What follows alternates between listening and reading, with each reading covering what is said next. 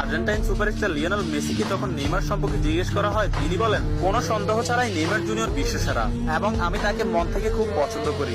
এবং Argentine midfielder Rodrigo De Paul বলেছেন, যারা নেইমার জুনিয়রকে ভালোবাসে না তারা ফুটবলই বোঝে না। ফ্রান্সের বিশ্বকাপ জয়ী কিলিয়ান এমবাপ্পে বলেছেন, নেইমার শুধু ফুটবলের রাজা নয়, মহারাজাও বটে। আর্জেন্টাইন গোলকিপার এমিলিয়ানো মার্টিনেজ বলেছেন, আমি নেইমার জুনিয়রের অনেক বড় ভক্ত। আর্জেন্টাইন বিশ্বকাপ জয়ী তারকা ডিয়েগো ম্যারাডোনা বলেছেন, আগামী 10 বছরে 10 জন মেসি আসবে, কিন্তু আগামী 10,000 বছরেও একজন নেইমার আসবে না। হল্যান্ড ও বার্সেলোনা স্ট্রাইকার রবার্ট লেভানডস্কি বলেছেন, নেইমারের মতো ফুটবলার জন্ম নিতে হলে আপনাকে 100 বছর অপেক্ষা করতে হবে। তাছাড়া ইংল্যান্ডের প্রিন্স ডেভিড বেকহাম বলেছেন, আজ পর্যন্ত এমন কোন ফুটবলার আমি দেখিনি যার ভেতর নেইমারের মতো ফুটবল আইকিউ আছে, এবং ফুটবলের ক্ষেত্রে কেউই নেইমারের লেভেলের নয়, সে দুর্দান্ত।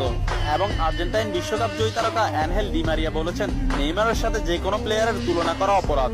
ফ্রান্সের বিশ্বকাপ জয়ী তারকা কারিম বেনজেমা বলেছেন, যারা নেইমারকে নিয়ে সমালোচনা করেন তারা ফুটবল বোঝেন না। ম্যানচেস্টার সিটির কোচ পেপ গার্দিওলা বলেছেন, আমার ক্যারিয়ারে নেইমার মানেই সবকিছু। আমি মাঝে মধ্যে নেইমারের খেলা দেখে আমার দলের উপর সেটা বিস্তার করি। এবং স্পেনের বিশ্বকাপ জয়ী তারকা জেরার্ড পিকে বলেছেন, নেইমার ইতিহাসের সেরা খেলোয়াড়। অন্যদিকে লা লিগা সভাপতি তাবাস বলেছেন, নেইমার লা লিগার সম্পদ। এক সাংবাদিক ব্রাজিলের